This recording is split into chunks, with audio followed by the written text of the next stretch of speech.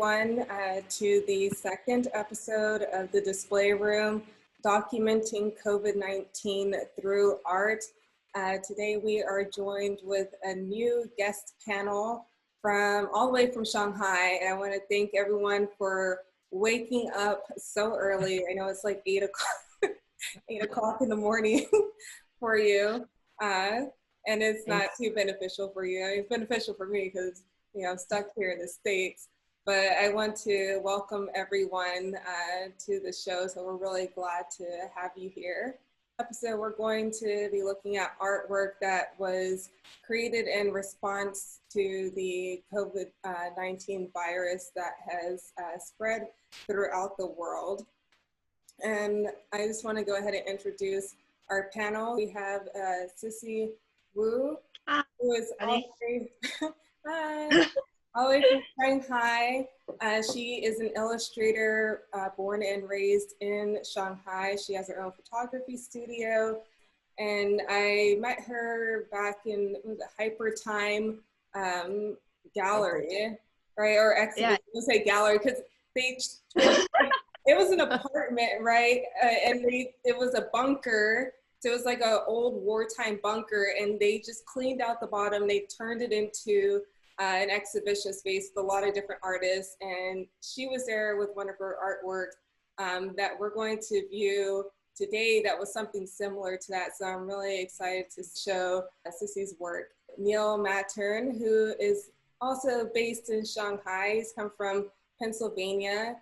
He is a painter, a drawer, illustrator. He also works with printmaking. And Neil is a good friend of mine. He participated in our Admired by Day, Mesmerized by Night exhibition in Shanghai, where he had his horned animal series, and he displayed 4 goats. And it was really interesting because he used Chinese ink and watercolor, and just, I love displaying them. And ibex, it was ibex that sold, right? Yeah. So I'm looking forward to what Neil has coming in the future, because he's going to continue to explore the animals that no one wants to look at. Nice. And we have Nicoco. She is a photographer based in Shanghai and from New York. She's joining us today. She's had her work shown in the United Nations and several magazines throughout the world. She's going to be showing some of her photography from her closed series. And we have Fabiola de Felip coming to us from Shanghai. She took part in our Black Lives Matter online exhibition, showcasing her photographs from her series, The Streets of Louisiana, or Streets of New Orleans. And it's been wonderful working with Fabiola. And we are going to look at some of her photography as well. Jaime Ekkens, and Jaime's a filmmaker who's also based in Shanghai, and she has done, oh, I see Jaime is joining us now. Come on. But she has shown her short films throughout the world, and she has won awards for her short films. She currently works on Shanghai Shorts. Welcome, Jaime. Thank you for waking up so early to join us today. And today we're going to start off with like a warm-up questionnaire. Last time on episode 1 with our guest panel, we just asked them some questions to try to get to know them before we dived into the discussion and started looking at artwork. So these questions are more pertain to coronavirus, but they're also trying to get to know you and where you were at during the outbreak. So are you ready? All right. Yep. Our first question is, I think I will pick Superman. oh, Superman. Why would you pick Superman? Because he can bring me to everywhere I want in the 14 days. Oh, but you have to stay. You have to stay inside. Yeah, you have to stay inside. You and Superman can't go anywhere. Okay, then I think it's maybe Van Gogh, because it's my favorite person, my favorite artist I think I will pick him. Not because of his painting, but also his crazy personality, you know. He's very crazy, and I think I will stay with him like 14 days. Very interesting. Yeah. Maybe he will. He's another another year, you know. Hopefully he doesn't lose his other ear. He's not a chameleon. It can't grow back. Van Gogh, once the other one's gone, that's it. Yeah, pick someone like a portraitist like Lee Jeffries, or that even if we're like stuck in 14 days, it would, you know, try to do the most interesting photographies even inside, and try to make, you know, things interesting for the 2 weeks. I was in quarantine. I spent most of the time with my friend Toman. Toman, I feel like, sorry, I don't mean to like cut you off. Like, it'll be fun quarantine with him. Yeah, I mean, basically, Toman and I, we would just go to the Carrefour and like, you know, pick up different food for like recipes, and we did a lot of cooking and a lot of eating during quarantine. So that was the person that I actually spent, you know, February with for the most part. So we did a trial run during like the real quarantine. So like, you know, this is like imaginary quarantine. It's like I know that I would, you know, be able to, I guess, I mean, I would say like a chef. I think a chef would be a good choice. Great pick. Yeah, good. Like Jamie Oliver, or, you know, someone that could cook. Well, I actually spent pretty much all of quarantine by myself. I live by myself.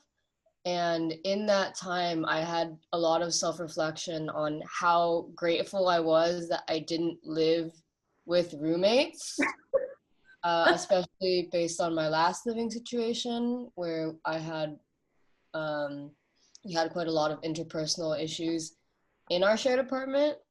So kind of my immediate reaction was probably by myself, quite honestly. But maybe as a second choice, if I could, pretty much any hyper wealthy celebrity, hyper wealthy CEO, just because like I think what you really see, especially with COVID in the US, is that rich people quarantine differently. Yeah. Like rich people have like a fucking ball. They're really chilling out. They can go on these super expensive vacations even in quarantine. They have personal chefs still because they're still rich. It's like a really different experience, yeah, if you quarantine when you're poor versus if you quarantine when you're rich. But I think that the other answers people have given make a lot of like spiritual sense. Like if you were quarantining with another artist, you can definitely make some great work together. Like I wonder what Steve McCurry, who's like a quite famous documentary photographer, I wonder how he's doing in quarantine right now. There's not a lot of like interesting he normally photographs in his apartment, I'm sure. So I'm curious if he's just like chilling or if he's going to be trying to recreate the same type of work in his current situation. Just like for artists who normally do like totally different work, if they're using this experience to branch out a little bit, or if they're just taking a break. Because my medium is photography, I continued doing photography, but I don't know if I would have been inspired if I was living with another artist. I don't know if I really would want to be quarantined with anyone for 2 weeks, especially like, you know, being like in a hotel room, like I was quarantined, you would be like in one room with the same person. But I was listening to this interview with Elon Musk the other day, and I would honestly say that guy, he has like this amazing imagination. Like, and I think like if there's someone that I would want to pick their brain for 2 weeks, it would probably be him. And also, he's like, you know, a successful like businessman. So like maybe you can like, you know, dream up some like crazy like business venture, you know, with Elon Musk. I think like an artist, that would also be like, that would be good, but really Elon Musk. I was thinking about it whenever I was looking at that question. I don't know why I thought of, I don't know if you know who Jackson Wang is. Maybe it's just a fangirl that's coming out to me. It's Wang Jia. Sissi knows. He's just, yeah, he's a K-pop celebrity, but I've seen him do a lot of the reality shows, and he's just very, he always has, like, he's always happy, and he always has a really good personality. He's always trying to make people smile. So I just feel like that would be a very happy personality to be around. Because like you said, I would rather be in quarantine by myself, but if you could have someone, I need someone who's like uplifting and happy to make the fact that we're on lockdown less depressing. Next question is, what was your initial reaction when hearing about the spread of the coronavirus? Yes, my initial reaction is it's like SARS. The first word I think I thought is SARS, and not serious, and could be better in a very short time. That's my first reaction. I was still in Shanghai when it happened. It was about we were about to leave because it was Chinese New Year holidays. Yeah. And we stayed quite rational, I have to say. We're like, okay, we don't really know a lot about it. So I try, okay, let's see the figures, let's wait. I have to admit, we didn't go into panic. Just try to stay rational and say, okay, let's see what it is. Is it like the flu? Is it like, but I never, at the beginning, and I think during the whole thing, I never got into panic, but I was really paying attention to the figures. I think I tried to stay really rational at the beginning. Now I'm like a little bit like, oof, wow. It's like, I can't, now it's like more, I can't believe this. But at the beginning, I tried, and we tried as a family to stay quite rational. That's good. I think that's so important, because something like this that we have, the public has very little knowledge about. It could be very terrifying. So the best thing is to not to panic, but that's not.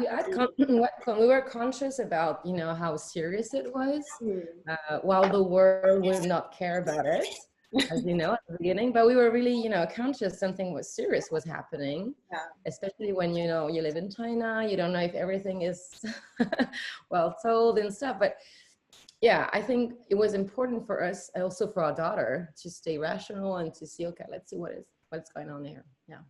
I keep a journal, and one of the useful things in keeping a journal is that you can go back and read it. So when I went back and read my thoughts during this period, it was a lot of just like questioning what reaction I should be having. So like for me, asking myself, like, should I be worried? How worried should I be? How is this going to impact me in the future?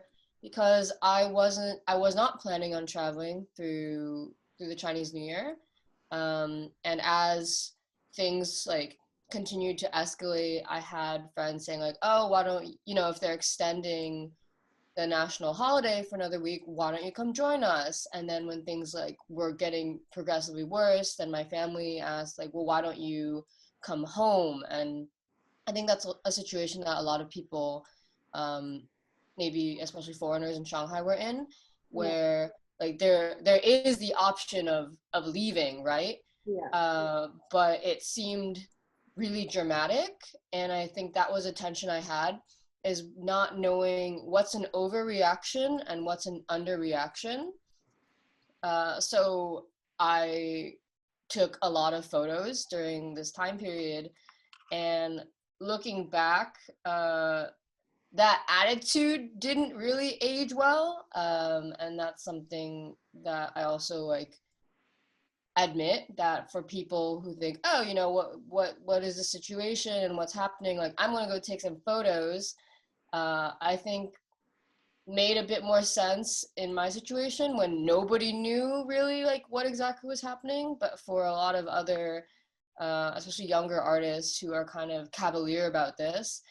You don't want to be accidentally making the situation worse by thinking that you have this prerogative to go and document something when you should just really stay at home. You know, what was your initial reaction? Because I know you were actually not in Shanghai at the beginning, or what was really the beginning, but yeah, what was your initial response? Yeah, it took like maybe a week or two before I was actually convinced that, you know, it was something to worry about. And then it, you know, I figured, okay, this is pretty serious, so I should go back to China, or I should, you know, hang out here for a while in the Philippines. So it was that. But one thing I noticed is that most of my Chinese friends, it didn't really take any convincing, like for Chinese people. You know, it's not like in America where like, you know, we're so divided, and you know, there's people like not wearing masks and stuff. Chinese people, like, they're all on the same page, you know, from the beginning. And I think like they have like experience with this sort of things. They had like SARS and things like that. Yeah. So, you know, it was like they had like a really immediate reaction to it, you know, a lot more than, you know, even me. It took like 2 weeks before I, you know, even considered it to be something to worry about. Whenever I first came back to the States for Chinese New Year's, and I knew it was serious. I knew there was something, talk about the flu or something, so I wore a mask on the plane anyways.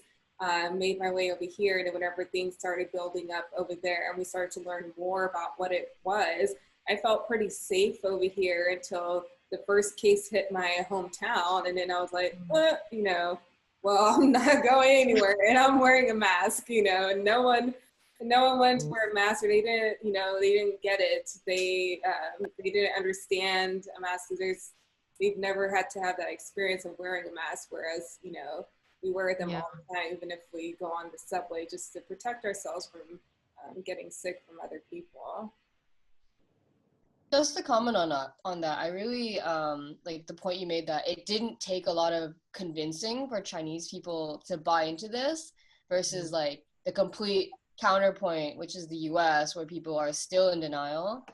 I think that's a really great point, and there's a lot of interesting articles on like why that is. Like, is it because of SARS? Is it because of difference in family structure? Is it because of Confucian values? And like all these different perspectives on why like American individualism versus like more East Asian collectivism is really showing a strong difference in reaction when it comes to pandemic, and you know, something that everyone needs to participate in for a greater social good. So yeah, that's a very super interesting subject. Yeah, it's true. Hong Kong was the same. In Hong Kong, they immediately put the mask on, and they didn't actually, they didn't even, you know, wait for someone to tell them put a mask on. So I was amazed at that when I arrived in Hong Kong. Well, at the beginning. Yeah, I'm also in Shanghai. Like, people were asking like, oh, are you like forced to stay inside? And the answer was no. Especially my complex was really relaxed. Like, no one was ever really, like, the security measures were very relaxed, but everyone just stay home. Stays at home. It like really felt like the apocalypse for Jaime, who were also in Shanghai during this period. Just nobody was outside ever, and it really wasn't through a legal mandate or any sort of like punitive system. The government literally just sent like a text message saying, hey, like, we recommend you stay inside, and then people stayed inside. Beginning, I had like picture of West Nanjing, and it's like, it was really like a ghost town, but people just stay home by themselves. Yeah, this disease happened before the Chinese Spring Festival. And first of all, people in Shanghai are not prepared. First, I think we just heard the news that something happened of unknown disease in Wuhan. It's the first news I saw. I never care about that news until one day I go to the Chenghuang Miao, you know, one of the famous small famous market in Shanghai, and my friend told me that suggest me not go to the crowded places and where it's very strange, you know. And in that time, I thought she's worried too much because of the Wuhan is very far from Shanghai, you know. But actually, she says turns out you're right. Just a few days later, I think it's like 2 or 3 days later, the disease broke out everywhere in China, and until the Wuhan lockdown. And my mother, in that day, I stayed with my mother. My mother told me not to go out, not to go out. And I think that time it's empty city in Shanghai. No people in the streets. No one. No bicycle. No people. Everything. And it's completely different from here.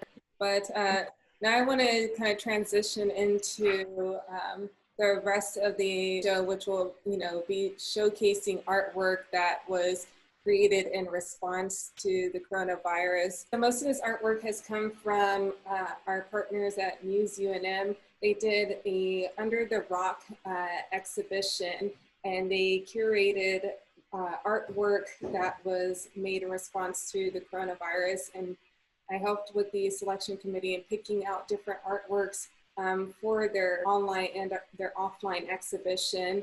And that was just a really amazing time to just see the amount of work that came through and the type of artwork that came through as well. So just as, you know, the virus continues to spread here in the United States and across the world, I felt this was a necessary time to have this episode where we can focus on this and then also showcase what, you know, people were thinking in China. And a lot of this artwork is both from Chinese artists and Western artists that were living in Shanghai and throughout China.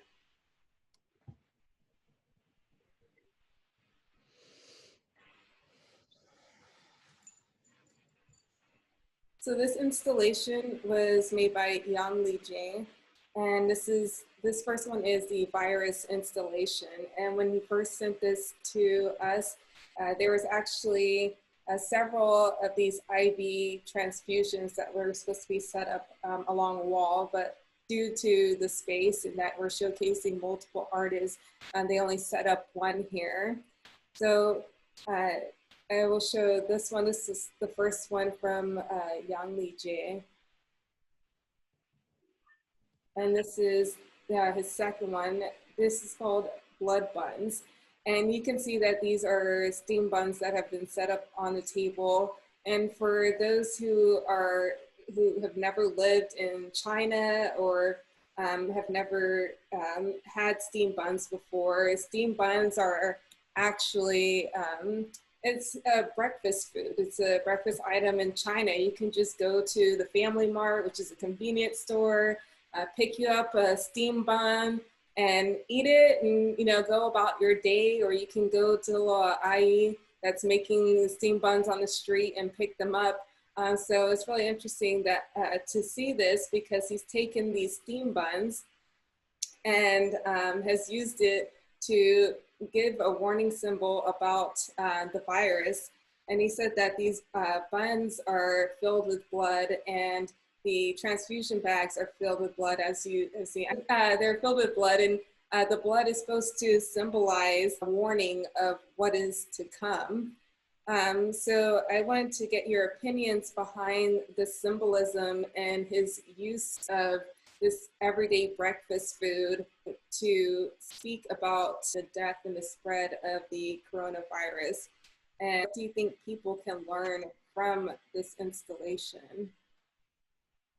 It's quite powerful, I think, as an installation. This is one of like the really common breakfast foods. Like like when I was in quarantine, I had to spend quarantine in a hotel, and the food was like really basic Chinese food. And this is what you get like every day for breakfast, like 2 of these.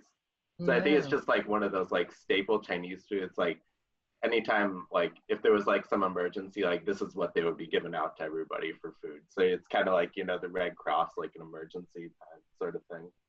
I got to see the installations in real life at the Museum of Creative Minds, and I did particularly love this one. Are these real manto, or is this real mantle? Oh, real. Yes. interesting. But the blood is not real. At first, Yes. I think he want to use the real blood, but you know the government don't allow do that. It's not safe. So I asked him. He said he used the acrylic. I think like red color like that to paint that red cloth. This one in particular, I mean, I think this is really powerful, like how he said he was using this to convey it as a warning. You know, we look here in the United States and all the amount of deaths that have occurred that could have been prevented. And whenever I see the new number of deaths coming up every day, you know, I think about this installation, and I like the concept that with the dirt and at the bottom, because you don't know who's below that, right? It can be anybody. And I think one thing I've seen here in the States is that people were not concerned about other people whenever they asked, you know, wear a mask to be concerned about others, you know, maintain distance to be concerned about others and a possible spread. And it's just, you know, I think this really speaks a lot that this can be anybody. We should have that respect that, you know, this virus can impact anyone. We can do our best to prevent this from happening.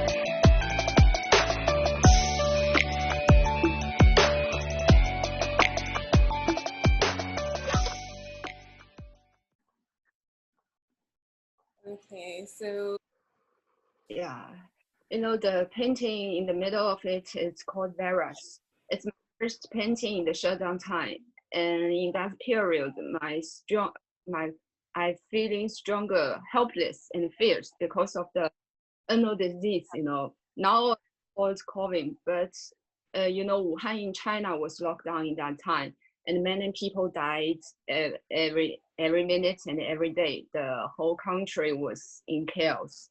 And I'm almost stay at home about 1 month, include the Spring Festival. I don't have television, I don't have Wi-Fi, and it's very strange state, you know. It's not the government that keeps you stay in the house. It's actually the human instinct, I think. Like, I don't want to die, I don't afraid of no disease like that. And to keep this feeling to keep you in this steel cage. So I drew this painting to express this feeling. It's inspired by Edward Hopper's work, which called Room by the Sea, you know. I want to express that huge, lonely, and helpless in the heart, and we don't know what's going on outside, and most of all, we are scared to go out. And the rabbits in the virus was express this feeling, and wearing the mask. It's very obviously the word virus, a theme in this straightforward word. Mm-hmm. Yeah. Thank you for sharing it with us, and I feel like that's so many of us now.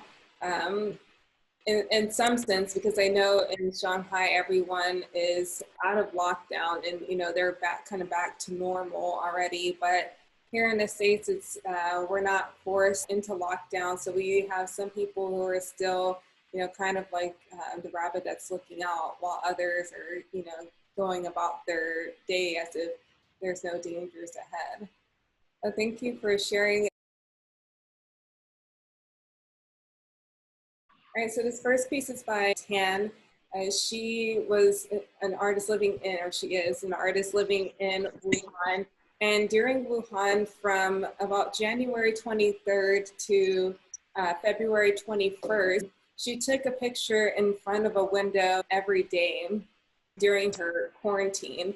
And during that time, you know, she was looking out the window and you can see the Wuhan hospital, which was the center of the then epidemic, now pandemic. So every day she can look across the lake, see where, you know, the heart of the virus and people trying to control and maintain the virus was happening. So we're just going to look at her video documentary.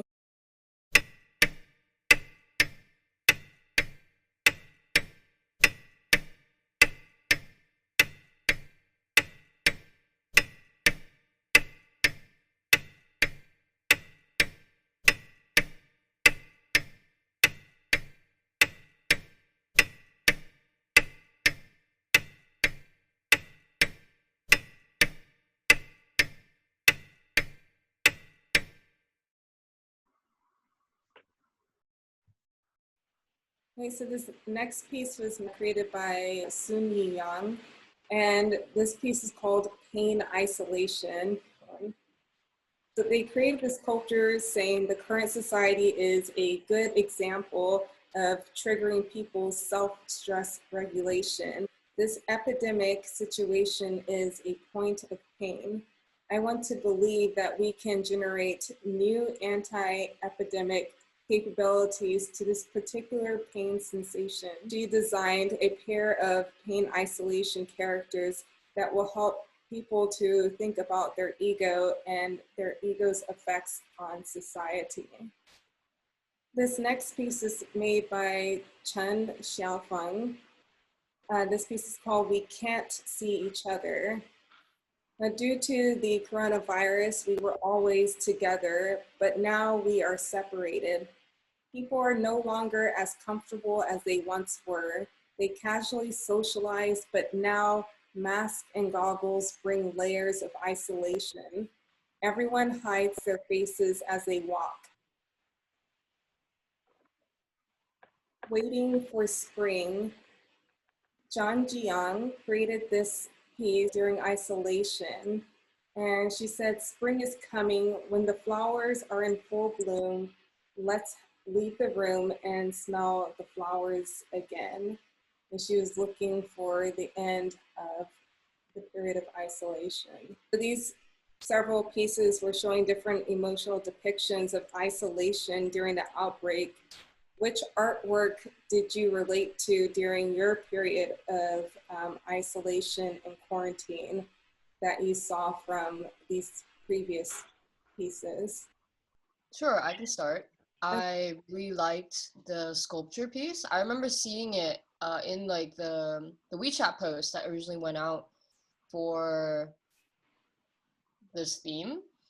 And I think it really spoke to me about how when you're feeling isolated, especially in this type of situation, it feels like, you know, you're all alone, but you're actually just part of a greater sentiment. Like, even though you feel like, so for me, I felt like, oh, I'm the tiny little person who's feeling pain and isolation, but I'm part of, or I'm sitting on the back of this larger feeling of pain and isolation. Like the thing about loneliness is that it feels like you're the only one in the situation, but with the current pandemic, with quarantine, with people losing their jobs, people not being able to see their friends and family members and the general stresses of that, like we're all kind of in the same boat, but it feels like we're all very siloed. And I think that's one of the many difficulties of the situation, is that in a time where you would want to be connecting with more people and you would want to be reaching out and spending time with your loved ones, you have to not spend time with them, which only amplifies your feelings of pain and isolation. I like the we can't see each other. Everything is beautiful, but this one, because actually, yeah, what you said, Brittany, the time that you want to stay with the loved ones, your friends and your family, and you can't stay. And even though if you can, for example, as we were saying, that in Shanghai, it was not forbidden to go out, but still you were inside, and so you can't see each other. But then you go out, everyone has a mask and sometimes glasses. So even if you see each other, you can't really see each other. That is a very nice photography for me. Is this like a painting or a photograph? So it was photography, and then he also put the layering over himself, and then yeah, I feel like it's a mixed media. Yeah. Yeah, and Chen Xiao went ahead and did the design on top of the photo. Yeah, it really gives you like that sort of sterile, like hospital feel. And it also reminds me of it, if you ever like see those people, like, you know, the medical workers that wear all the white and the goggles and everything, you're like, I saw when I was coming through the airport, it's like frightening. It's frightening to see them because they look so like astronauts. You don't know what's going on behind their mask there, and it's just, it seems so serious. And like you know, this gives me the same sort of feeling. You know, it's just like this emotionless person. It gives me that same scary feeling that I had when I was dealing with all these people at the airport. And I'll never forget that, being at the airport and having to go through like all these checkpoints with all these people. Like you couldn't see anybody's face for like hours.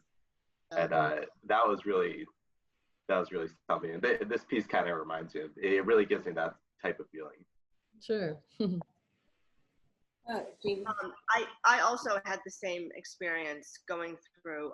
In March, I traveled to Cambodia, and it was the same thing going from Shanghai to Siem Reap, where I remember going into Pudong and seeing everybody in the white bunny suits. Everybody who was working at the airport had these white bunny suits, and I'm just like, is this maybe a little overkill? I don't know.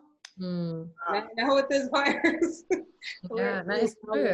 I mean, now it's like seeing everything explode in the United States and Europe. Of course, it's not, you know, overkill. But at the time, I remember thinking, at the time in March, really early March, I remember thinking, really?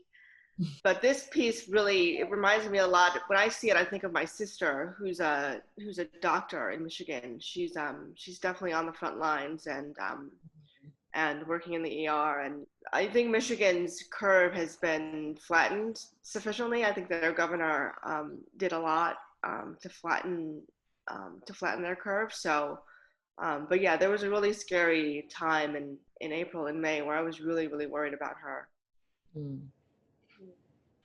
So maybe you can introduce your photography. What was the process behind it? Where were you? And why did you start this one person city series and your clothes series? Sure. So I've been in Shanghai. Well, I've lived in Shanghai for about 6 years, but I have not left the country since end of December. I was in Shanghai. I've been in Shanghai through the entire coronavirus journey. And when I was just sitting at home, kind of questioning, like, I don't really know what's happening. Nobody knows what's happening. I just want to go out and see how the city overall is reacting to this uncertainty.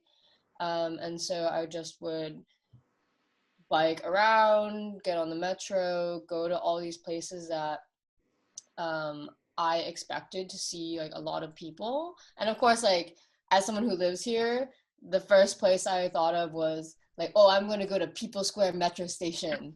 Like, that was really the first thing I thought of. And I didn't even remember going to like the Bund or like UN Garden until like a week later. And I was like, oh yeah, that's like what like normal people would associate with Shanghai. But for me, I was like, I want to go to this metro station. I want to go to, you know, this street crossing. So I was just really trying to go and see like where everyone was, what everyone was doing. And it was, yeah, really like the apocalypse. There was no one anywhere. And especially this image that we're looking at, which is from Yuren, I think has a lot of, to me, it really is a good representation of like the sadness in China at this time, because Chinese New Year is meant to be the most festival time of the year. And so this virus instead really robbed the Chinese people of this great time of happiness, and everyone is instead inside. So you have all these really beautiful installations that are totally for waste. Like no one is able to see them, and they're just going to be like packed away, because now it's a really sad reminder of this time that was lost. The closed series, this is one that you're working on right now. So can you talk about the closed series and what exactly you're looking for whenever you're going out and shooting photos? Yeah, absolutely. So I think that the benefit of art in any medium is that it allows people to gain insight or connect with issues that they maybe don't in other ways. So for some people, reading news articles doesn't really inspire a sense of empathy. Or at the time when I was taking One Person City, seeing images of people in the hospital doesn't really, like, it's harder, maybe still hard to understand what's happening. So what I'm trying to express through my photography is just a different perspective that maybe can connect with someone more than whatever else is available. It's not like a substitute, but it's just another option, I would say. So for the series that I'm working on now, is just me taking photos of storefronts that have gone out of business. And the point of it is that as a series, you get to look at like over 100 images of closed storefronts. Like it's pretty straightforward, but the point is that the effect of COVID is quite severe, and especially because China is pretty much several months ahead of every other nation in their COVID journey, so to speak. This is a pretty clear foreshadowing of what is going to happen in every other major city. Like you're going to see massive store closures. My perspective is that I'm very surprised if I can go down a single street that doesn't have a closed storefront. On the street that I live, I think maybe like a third to a half of the storefronts were closed. And now they're kind of going through this life cycle where new businesses open and have closed in this same period because it's a hard time. So yeah, it's like behind every closed storefront is at least one person who this was maybe their dream, or like all of the staff attendants who work there. So kind of like when you see an image like this, taking a step back and thinking like, okay, well, you know, who was the person managing this, or who was the owner, who are the people who worked here, who, like, how is the community affected when all of these smaller storefronts, and some of them are not even small storefronts, some of them are chains, are going out of business. And like, what is that saying about your economy? And an economy is the people. So if the economy is not doing well, then the people aren't doing well. This is something that I think, because I'm documenting it, I'm hyper aware now of how many storefronts I see that are closed. But for everyone else who's in Shanghai, if this isn't something that you've been actively thinking of, I'd really encourage you to just pay attention to how many closed storefronts you see. And I think that it will really depress you once you realize how many there are. Yeah, for sure. Everyone has gone through quarantine, whether you're coming back into Shanghai or if you're going out somewhere, and you've all been in lockdown in some form. So I want to ask you, what's some advice that you can give to people in different countries who are, maybe they're independently having to, you know, self-quarantine, or just choosing to stay at home more, or their government has, you know, also placed some kind of a stay-at-home order.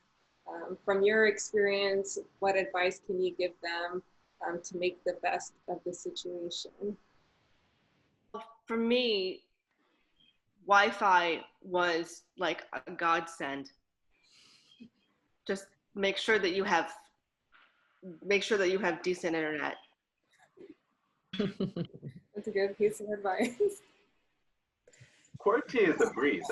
I don't know why everybody's so worked up about it. It's such a nice time. You just have 2 weeks that's, you know, you're all by yourself. It's great. I don't know why people think it's so bad.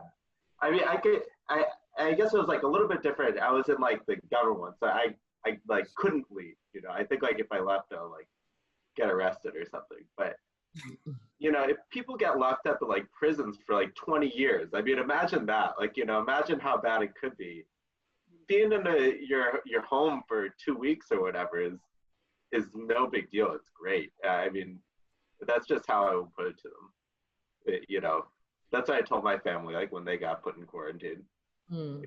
But I think it can be if your might not be great. I thought it personality was, but you know, it was. I mean, it's a stressful situation. It's not just like, oh, I'm an introverted person and I'm gonna, you know, stay at home and read a book for 2 weeks. I mean, I think that it's about choice, right? That if you want to have a weekend off, normally you can make that choice and you have the agency in your life to say, this is what I want to do. Whereas quarantine, and this is the big issue in the US, right, is you're telling someone what they can and cannot do. And when you think about all of the other factors about like what it means to be in a pandemic, like it's a very stressful time to be like, to feel like you're losing some of your rights and liberties. I mean, I think it's great that you had to find time, but I would say like for people who don't have a great time, like that's okay too. Like it's not like you have to really enjoy it. I think at the beginning I saw all these people like posting their like fitness routines and like their home cooking routine. And I feel like you also don't have to be super productive in your quarantine. You don't have to have like this enlightenment experience. Like if you don't really like it and think it kind of sucks, like that's fine too. Like everyone's entitled to their own quarantine experience and it doesn't have to be anything in particular. Yeah, I mean, I agree. I think though, I think people should have at least tried, because it wasn't like you're just being asked to stay at home less for no reason. And at least whenever I saw it here in the States, whenever a stay-at-home order was pushed forth for public health, that people, you know, of course, they're up in arms about it. But our stay-at-home order was actually very relaxed. It was lax. Like they didn't tell you couldn't go to the beach. They didn't tell you couldn't go outside for a walk. They didn't tell you couldn't go exercise or go for, you know, a bike ride. So I feel like people should have at least tried. And that's the thing, is like, you at least need to try, especially whenever it's something like this. I mean, it doesn't state, you know, anywhere in the Constitution that you actually have, you know, the rights, but, you know, for the Texas Constitution, it does, you know, state that the governor has the right to make these orders whenever it's in line with public health, if there's an emergency of public health. So I just feel like, you know, people, whenever I think about like, you know, yeah, people can't have a lot of, may not have a lot of fun or doing exercise routines or something like that. I think more about the people who are in like struggling family homes, or maybe don't have like what we talked about in the beginning, the rich quarantine versus the everybody else quarantine. So that's kind of how like I view it. But if you're like, I feel like if you're in a situation where you're able to, you don't have to go to work, or you can, you know, reduce your chance to go out, then you should at least try. I think that's something that, you know, everyone can, you know, try to do and try and make the best out of the situation if you can. You don't have to be productive necessarily. You can just take that time. Take like the whole day and sleep, for example, and just do nothing, because it's something that usually we don't do, right? And it happened to me. I remember the 14 days, like I remember at some point it was just like a couch potato for a day, like, and so what? I said, that's just you know, we're here and that's it.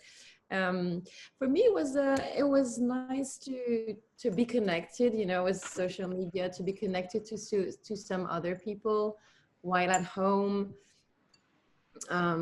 Yeah, but I was not trying, as Nicoco said, to be like overproductive, because you know, just, okay, well, stay here, see what happens. And then, you know, but if you want to just relax and that, but it was important to me to be connected through WhatsApp and every other, to family that were, actually my family was way more worried than I was, I think, because, you know, that at that time in Europe, it was just starting.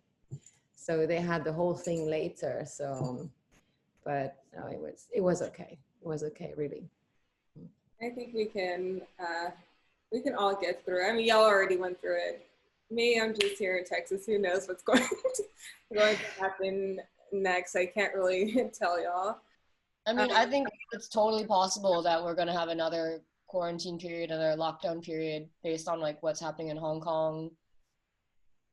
Yeah. Like very inevitable, but yeah, it's going to be hard. Like if you're worried about losing your job, if you can't work remotely, if like you have children. Well, we're going to move into our next segment, which is racism. Are we seeing with the spread of the virus, a lot of the initial reaction from people who were not Asian was very racist responses to those people from people and world leaders. So we're going to take a look at some artwork that was in response to racism under the coronavirus.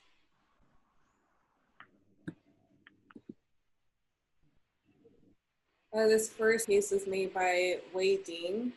And he said the work is titled Virus. It's a reflection of how the coronavirus is uncovering anti-Asian racism around the world. What he feared the most from the then epidemic was not the virus itself, but the ugly nature of people and how cruel we can be to each other.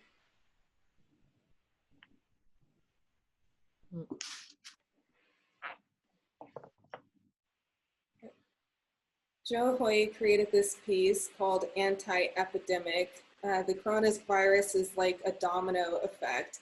And these dominoes can be the virus, they can be discrimination and racism, they can be whatever the viewer wants it to be as they look at the angels, what they consider the angels in white, fighting and pushing up against. But they said that the primary message behind it was the response to the discrimination and racism that was faced by Asians around the world.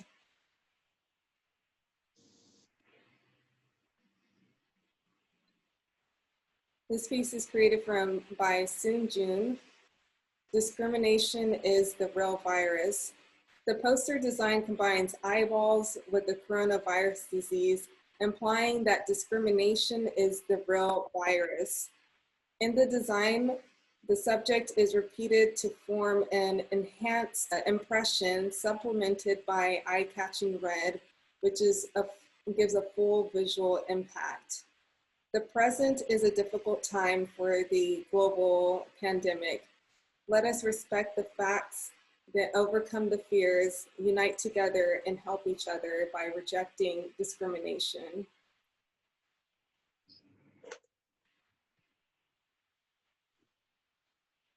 Xiaoru created We Are Not the Virus. Some negative movements from abroad have emerged as a result of the pandemic and have been distorted. Chinese in Italy, the United States, and other places speak out saying, we are not the virus. We are people who are in trouble. We call on the public to treat and overcome the virus with unity and not to discriminate against Wuhan and Chinese people.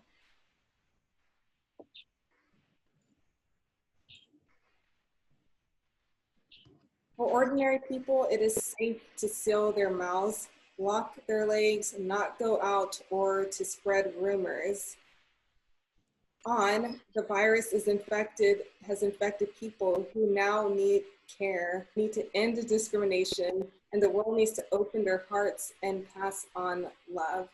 So this is the final piece in the racism segment. Why do you think people responded to the virus with racist reactions? How do you feel these graphics help to convey the message to end racism? And what is your initial response when you hear COVID-19 being called the Chinese virus? I was just going to say, I think that you have to look at leaders, and the United States president, when there isn't a crisis, his default is kind of just racism anyway. So the fact that the virus came from China, it's just another excuse. Yeah, I'm the native Chinese, so because of the language barrier, I think I'm very angry about people call the COVID-19 as Chinese virus. It's very angry, I can see a lot of not good news in the Instagram and Facebook, and because a lot of Chinese don't have the VPN, we can't go to the Facebook or the Instagram, so we can't fight back for that. I think maybe one day people all around the world can speak Chinese. They maybe can learn what we thought, actually, I think. One thing I thought was really interesting is that for a while, some people were calling it like the Wuhan virus. Yeah. And they stopped that like pretty quickly because apparently if they name a virus after a place, it tends to affect that place really badly for like years, for like decades, because the name sticks. So like even like the Spanish flu, I think like people were probably afraid to go to Spain for a long time after, things like that. I think it's actually really important that Sissi brought up the firewall, and how Chinese people can't like say anything back or fight back to these types of terms. But I also think that on the flip side, because there's been this history of separation of like the Chinese internet and the rest of the internet, that's also a big factor on why there's a lot of lack of empathy from the international world towards China. Because I think a lot of people just really don't understand what Chinese people are like, what it's like living in China, and like how much of that could have been changed in a hypothetical universe where everyone is on the same internet. Like when I moved here, people would make a lot of like pretty backwards comments that made it seem like, oh, I'm moving to like a rural village. Yeah. And not realizing that I live in the future. Like I live in a capitalist society. Like, what are you talking about? I'm coming back whenever I come home. I feel like I just jumped back into the past. Right. So thinking like if we had a more connected world and people abroad really understood like what it's like Wuhan is a city of what, like 11 million people, and is bigger than New York in terms of population, but people abroad not really understanding that. So I guess what I'm trying to say is like what a disservice it is that having a firewall and having a separation does to like having people understanding each other, which is part of the point of why you have a firewall. But in situations like this, I wonder how many people would have been more sympathetic if they had a better understanding of like what Chinese people and Chinese culture and Chinese cities are like. Yeah, I think at that time, especially whenever I was seeing a lot of racist backlash on social media, and for myself, my hometown, I mean, it's very chill beach town, and a lot of people don't go and travel out. Even whenever I first moved to China about 4 years ago, people, like you said, they think that you're moving to some backward state, commie country or whatever. But whenever I started hearing this backlash, I started sharing specifically on my Facebook, because you have friends and family there, my photographs that I taken while I was traveling through Wuhan in the past, and to give them insight on what that city looks like, because their name was already being tainted, and there was also that the discrimination just to associate them with a virus, that all these Chinese people in Wuhan are a virus. But by opening up an opportunity that wouldn't have been afforded to them because they know someone now that has traveled and lived in China for a long time, and someone that's been to Wuhan. I was able to give that opportunity, and a lot of my friends and family were just saying, thank you for sharing those photos, because they would have no other idea of what Wuhan was, and it was very hard to see whenever I see these just images of the wet markets, and the media is trying to give a very narrow, specific image about the city, and that of course brings backlash onto people, Asian Americans that are trying to just live their daily life and being attacked in the States. I think a lot of people learn Chinese from the Chinese movie, like the TV series. It's about in China. I think they maybe think in China it's like that. We're wearing long hair or something like that. It's not the modern China, I think. I saw right away, I have to say, in Europe, and images on Facebook and on other social media, racism actually towards Chinese people. Then that makes me very, very hungry. And some other right away fight against these images. And I remember a video of a guy in Firenze, Italy, and he had like this sign says, I am not the virus. And then the people come at the end of the video, see everybody was hugging him, but it was a powerful video. And just in a response of all the racism could have in Europe and in, I remember I was really, I was kind of shocked about this reaction, but I think that's the world we live in, unfortunately. And then not knowing, as old people say, the firewall and everything, if people are not really aware of what's going on, then you have a part of the truth coming to you. But the reaction, the racism reaction, I saw that quite right away, and makes me a little bit angry, yes. Well, hopefully these things can begin to change, especially we see with like the Black Lives Matter movement that is addressing racism and discrimination.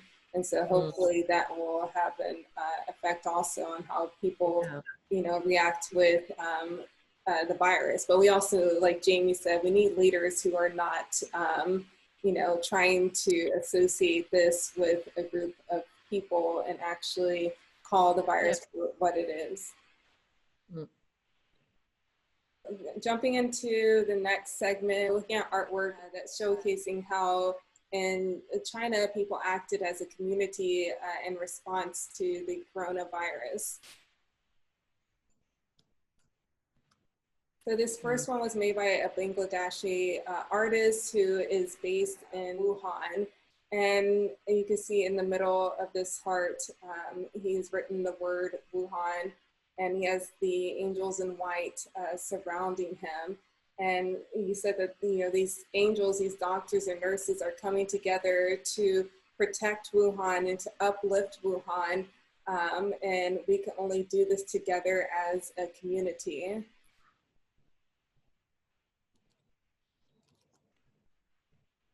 All right, so this piece was made by Zhang Xulai. This is called Walking Together. So you have people from different professions that are coming together to go and fight the coronavirus together versus being separated and just only thinking of the individual as we're moving forward and fighting this virus.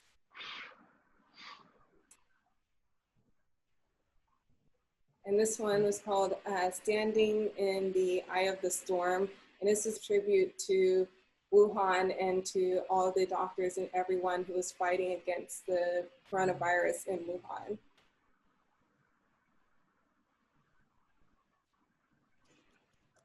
And this piece, Victorious Battle, showcasing the police, nurses and doctors, and the volunteers who have decided to come together and take on the coronavirus. And then this last digital piece was by Zhang Wei, Fighting Together.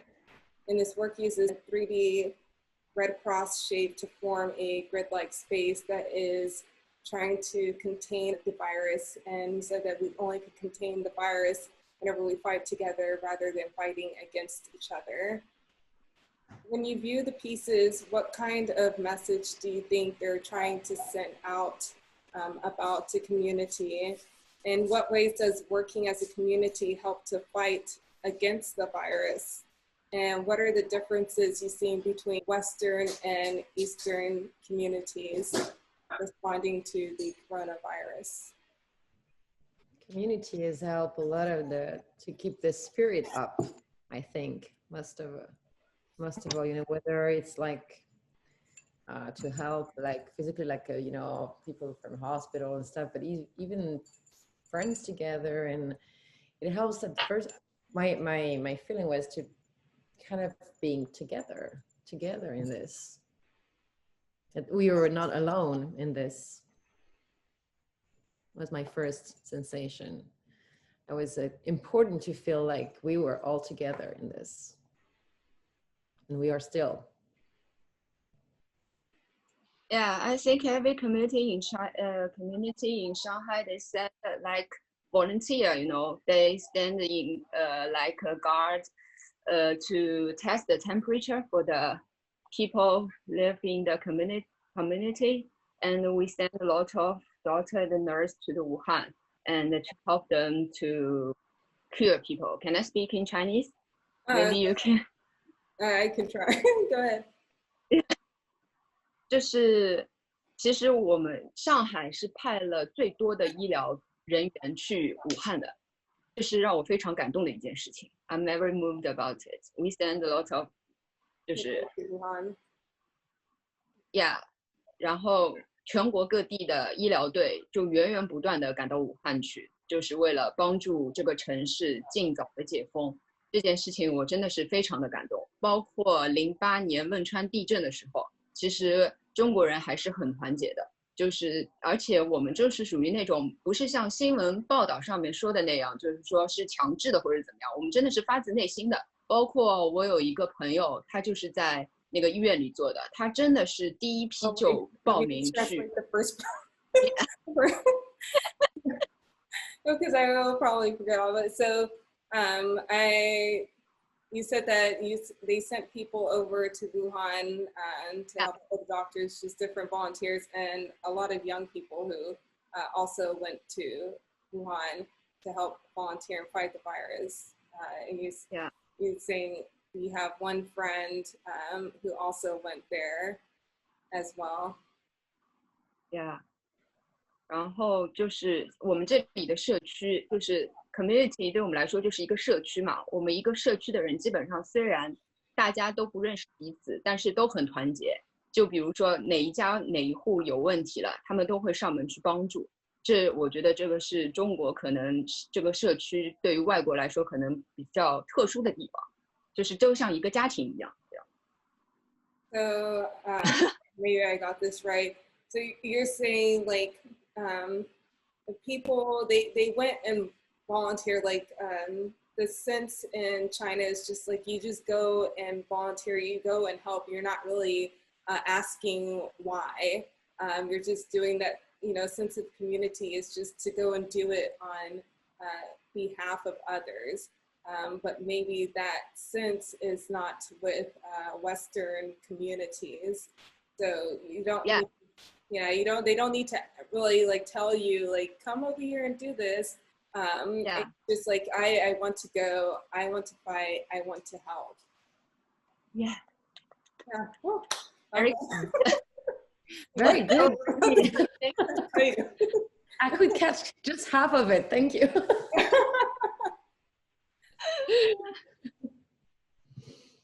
No, but I think it's in Europe as well. They've been, especially in the medical stuff in Europe, once the thing just, you know, spread out, I think there've been like a lot of involvement from nurses and from everyone that were putting so much effort.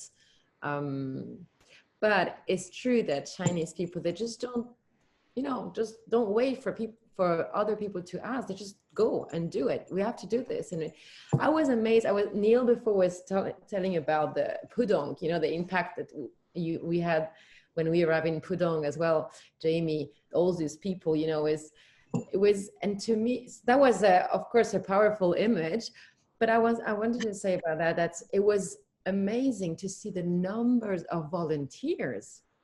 Yeah, we have lots of volunteers helping in Pudong, you know, in the airports, but also in the streets, everywhere, and always like with a smile.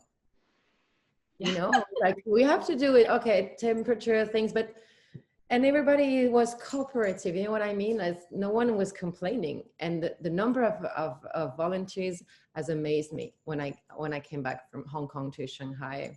Really, it was a great feeling. Yeah, I feel like whenever we started getting these submissions for the artwork, when I was working with Lulu for the Under the Rock exhibition, and just the amount of the messages behind a lot of the artwork that was talking about, you know, being a volunteer and just helping out. And a lot of the artwork seemed to be talking about community. And, you know, here in America, I honestly thought that we could act like that as a community. And, you know, some people are probably like, what? But I look at 9/11 and I felt like that was the last time I saw Americans come together as a community. So I honestly thought with something as dangerous as a virus that we would try all of our best to help, you know, stop the spread of the virus, or to help those that are fighting at the front lines. But it was actually, you know, it was the complete opposite, unfortunately. We didn't have that sense of community, but you do see these pockets of community, especially, you know, with the schools. Here in my hometown, a lot of the teachers and parents, or just people helping out, volunteers going out to give the students their books, and a lot of the students have to drive to the schools to get their lunches, because some students, you know, their lunch and breakfast is at school, so they would pack the bags and, you know, give it to the families and stuff. So that was the small pockets of community that I saw here in America. I thought that was such, you know, it was really a big surprise to see that, you know, this one time we couldn't come together as a community. I've been one of the volunteers people, you know, I have the picture. That's one of me. And that's so nice. Yeah, it's with my peers. And I think people I think people from their hearts, they want to help people, help another people. We want to be a volunteer. I think we want people to feel safe, you know. When they see us like the blue with the blue clothes, they will feel safe.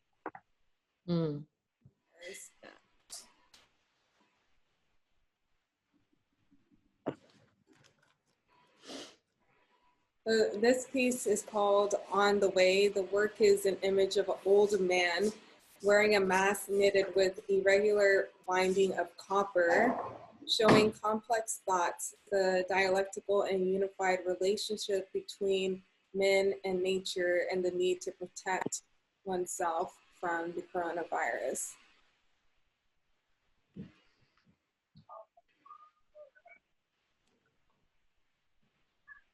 Family is this artwork of the elements of unsure, which is the meaning of praying for blessing and extermination in the ancient time. The masks are almost the same size as the original.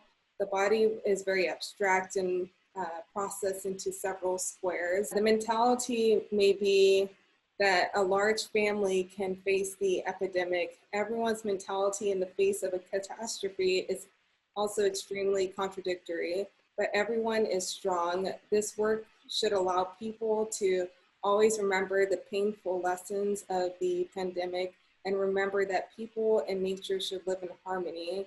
So this person paid tribute to the several families that were out there fighting the pandemic just by staying at home, or by the individual family members having to go out and fight on the front lines. All right, and these two pieces we have are just basically called 2020, and they use this rice paper on canvas with the fire from a matzo cone. And these are two pieces from a part of 4, and I just thought it was really interesting to see their ability to control the fire on the use of this rice paper. So throughout these different artworks, we have seen the use of mask as a main element. What is your opinion with the creative and technical approaches to depict the usage of mask? And what do you think these artworks are trying to convey to the public?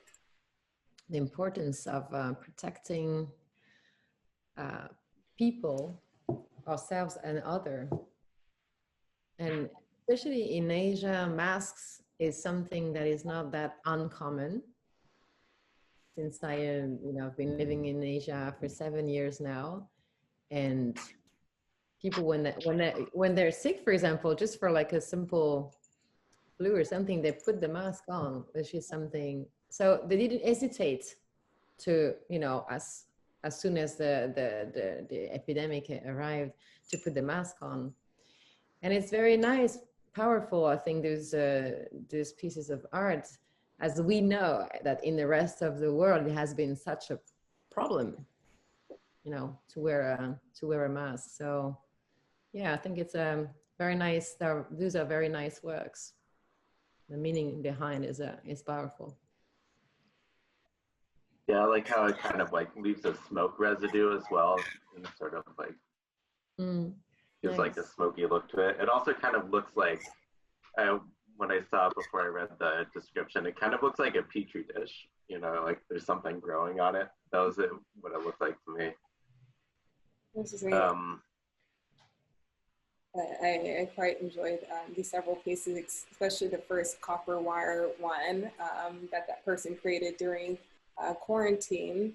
And it was just so intricate, and I think a very beautiful depiction of, protective gear. Okay, well, we'll go into the last segment of this episode, which is Life Goes On. Their original name is called How Do We Get Along with the World and How Do We Get Along with Ourselves? I just shortened it, and it was written in Chinese.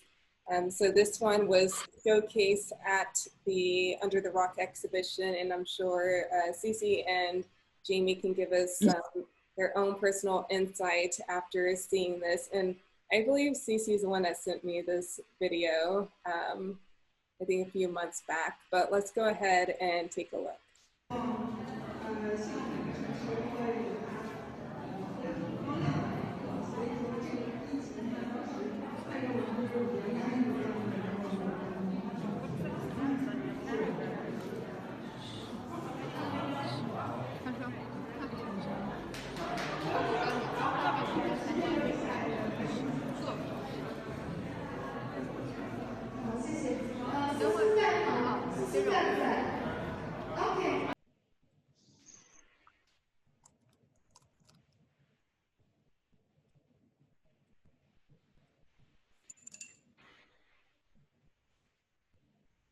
Okay, so this piece, as you can see, it was written on the outside in Chinese, and in the inside it had these different images of daily activities that this person was doing that we all have to do.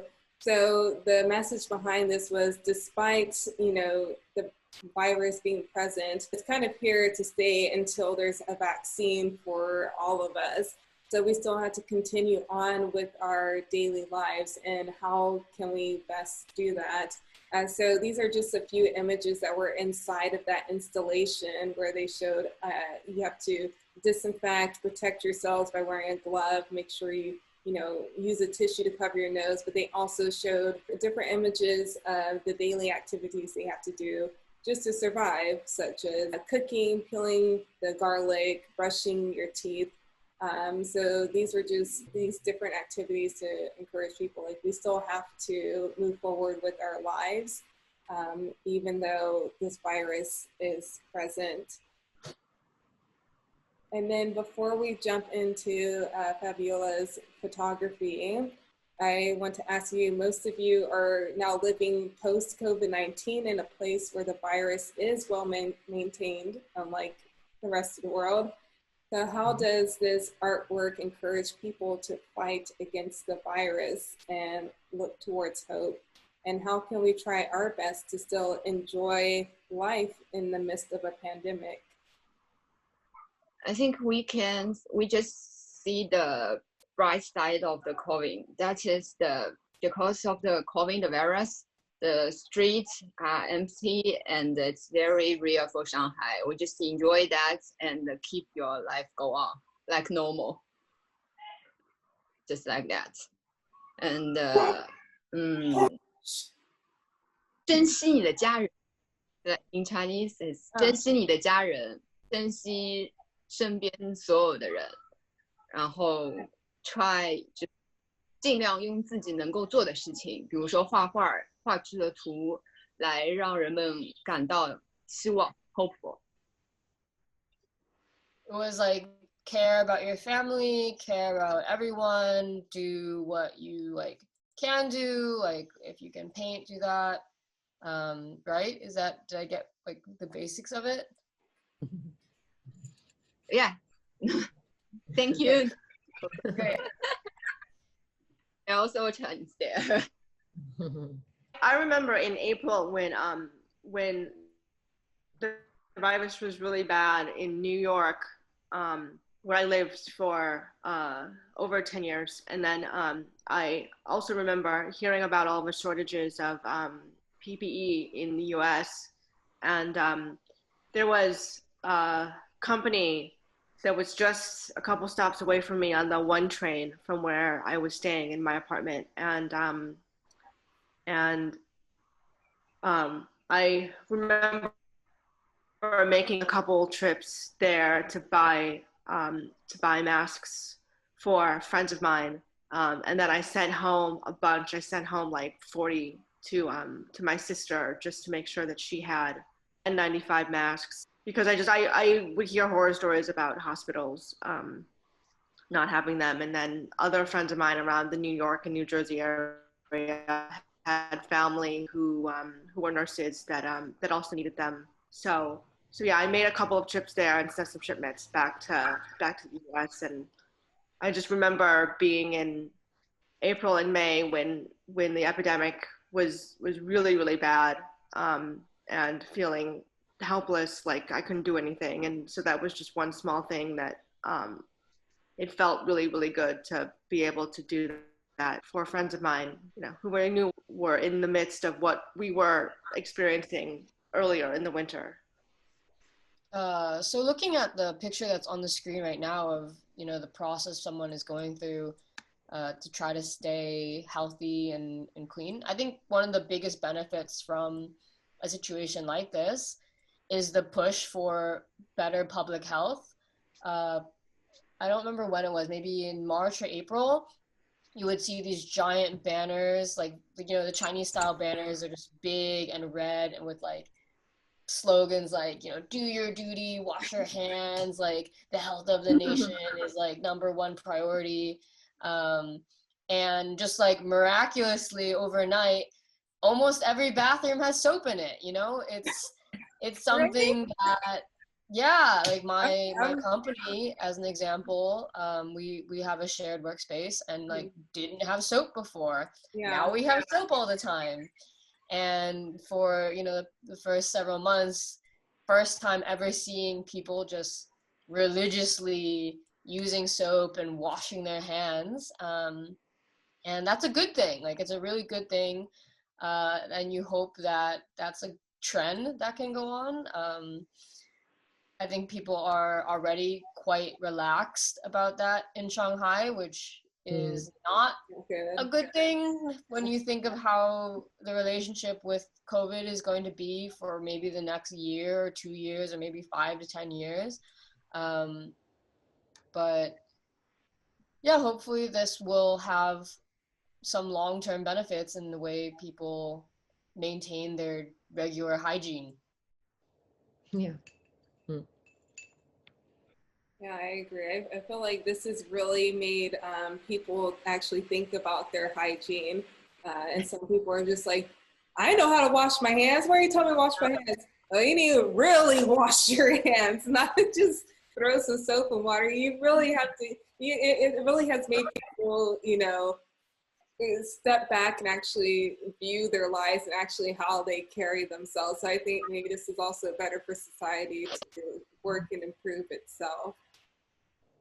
And it's good that through art, as we can see on the screen, there's some messages that can be, you know, passed. And yeah, it's nice to sensibilize people also through arts.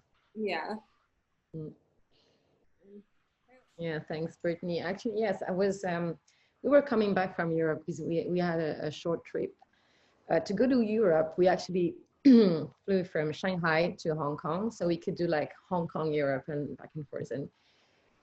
And then we went to Vietnam, and everything's like, I think the first time we heard on messages that the school were closed, offices were closed, was the 24th of February or something like that. So we were on our way to Hong Kong, and we were supposed just to stay one night, to stay with friends, because we were living before in Hong Kong.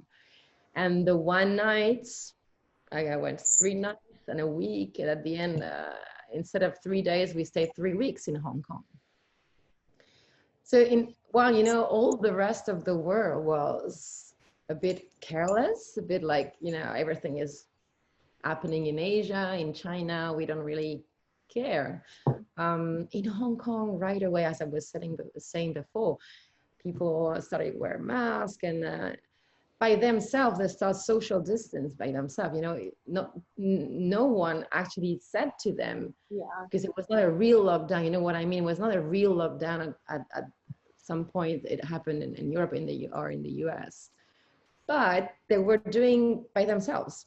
I remember some friends were, no, we're not going to this restaurant because there are too many people. And but then I said, this is a good opportunity for me to take some photographs, as Nicoco did in Shanghai, you know, and well, she was at the beginning of the epidemic. So I was in Hong Kong at the same time. And you could see the difference with the Hong Kong I was living before. But still, there was something that amazed me. It was the mental health of people, you know, the joy that was still going on. There was still, you know, it's okay. This is how it is now. But we go on and we do things that we used to do. It's just a little bit different. So with the roller coaster, it was on the 14th of, the roller coaster image was on the 14th of February, and it was Valentine's Day. So I said to myself, I just have to capture the love that's still going on.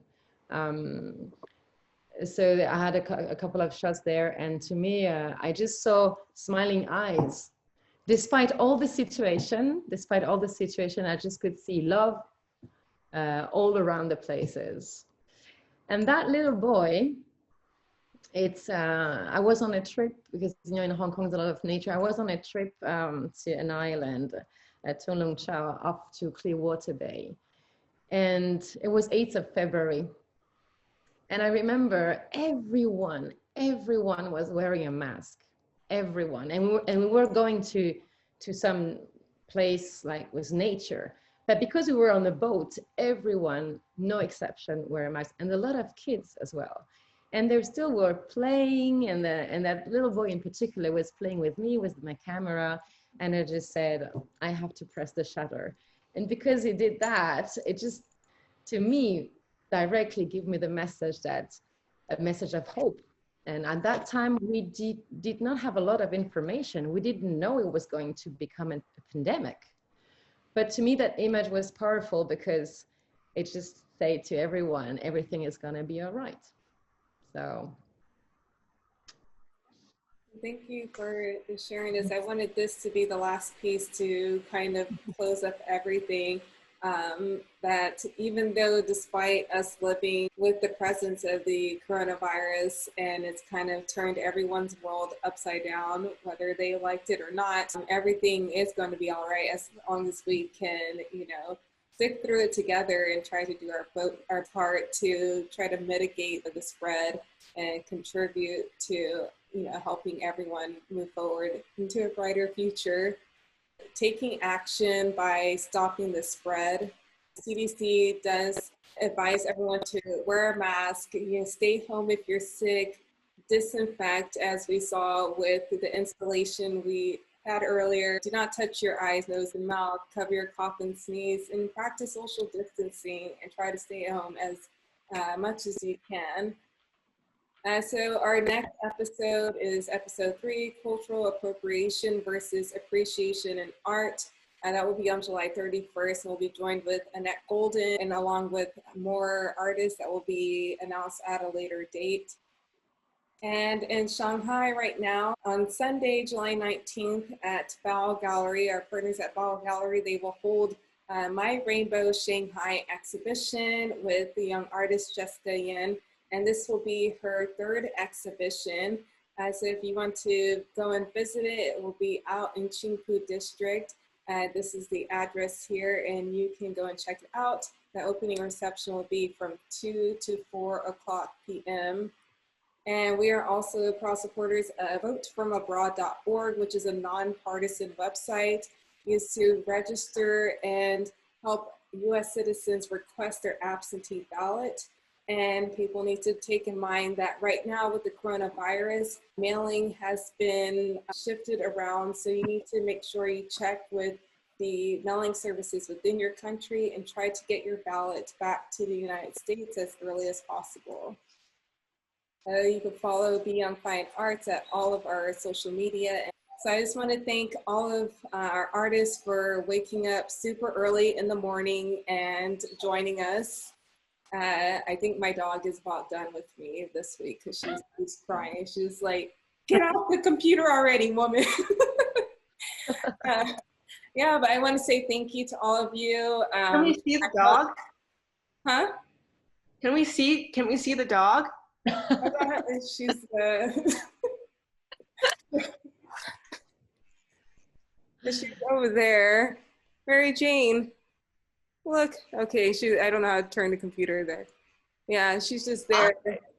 Oh, That's a big dog. Yeah, she's big and 10 years old. They get more cranky as they get older. I'm not sure why. I haven't seen her. I would see her every now and again whenever I would come home to visit. And man, she's gotten really cranky over the years. But yeah, does anyone want to say anything before we leave? Thank you, Brittany. Thanks for having us. Thank you, Brittany. I loved your photography, Fabiola. Oh, thank you. I love your work as well. Everything was very interesting, Brittany. I remember already in the Black Lives Matters, I really enjoyed, as you know, the online exhibition. And this one, as like a panel of discussion, was really, really nice. So I enjoy meeting every one of you online. Maybe in Shanghai we can meet for a coffee, a real coffee. Let's do it. Yeah, that would be fun. We can go and shoot together. That's true. Yeah. But I really want to thank Brittany for all the effort and passion she has to put everything together. Always a pleasure to collaborate. Thank you, Brittany. Thank you. I always love collaborating with you and everyone. It's been a joy. I'm glad I was able to meet everyone. I hope we can continue to collaborate in the future. And maybe once China opens its borders, I will be back. Right. We want you here. Yeah. Because that was also something I wanted to say before, that it's true that we feel very secure here now in Shanghai. As you know, we like more relaxed, even though we are always super protective. The only thing is we cannot go because we cannot, as expats, if I leave the country, I cannot come back.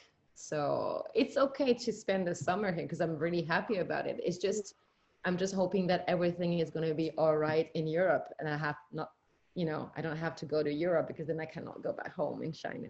So this is the only point that is a little bit worrying us, but for the rest, Shanghai is a great place to live, right? Yeah. So we hope you can come back here. Yeah, me too. Me too. Anyone else want to say some final few words? If not, then I will say thank you. Stay connected, and we look forward to the next one. So enjoy your morning, get some coffee. Thanks for staying awake, and if you haven't fallen asleep yet. No, we're so entertaining. We're all. All right.